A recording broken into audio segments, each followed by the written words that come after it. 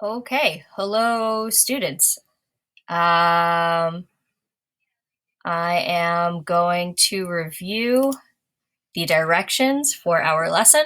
I'm not going to leave my face up here for the whole time. This is the first video I am making, trying this thing called Screencastify. Yeah, let me know if this is helpful to you at all, or if I should never do it again. All right, here we go. So I just wanted to review for this week. I'm talking about the week of April 20th to April 24th. You're going to go to your Intro to Studio Art classroom, 9th grade. You're going to hit the classwork tab. The stream tab is really only for if you have different announcements to look at. Like here yesterday, I had an announcement for making sure that you are looking at the classwork tab to see what work you have due. Or I might make a reminder for when we're meeting in video, which again is every Monday and Friday at 11:05. The only other reason you would look at this screen is to see what upcoming assignments are in your schedule. So for example, due tomorrow, there's a unit test. So you're going to click on classwork. Classwork, again, is really where you should click all of the time. And at the top, you will see the most recent assignment, the one that was posted most recently, and usually that's due after all of the others. So looking here, due tomorrow at 11:59, it is a unit test and reflection.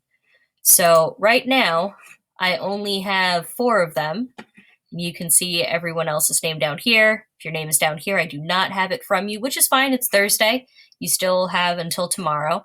But make sure that you complete it as soon as possible because, again, it is long. It's about 30 questions.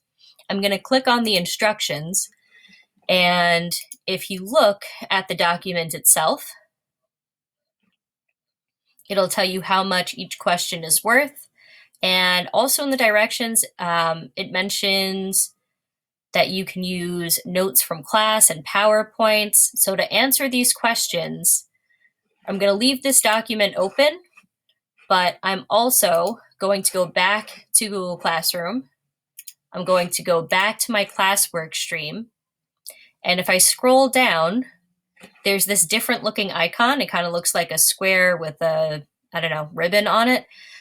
This is the unit materials for that whole section we were working on with graphite and watercolor and shading. All of that stuff is here. So I'm going to hit View Materials, and I'm going to look at the PowerPoint.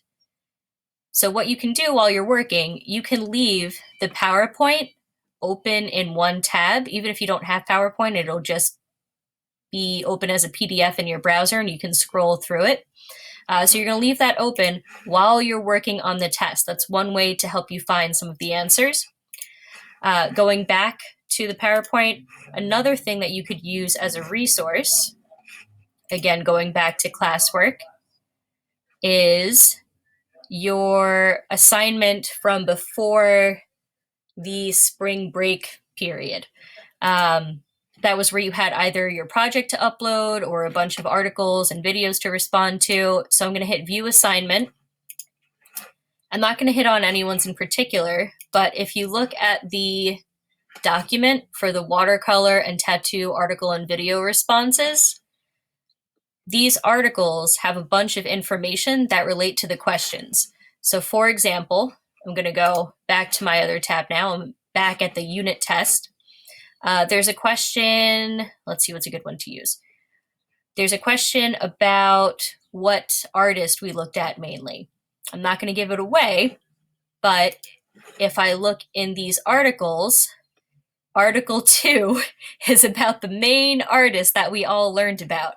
It's actually right here, Norman Sailor Jerry Collins. So if I want to find more information about him, what I can do is this.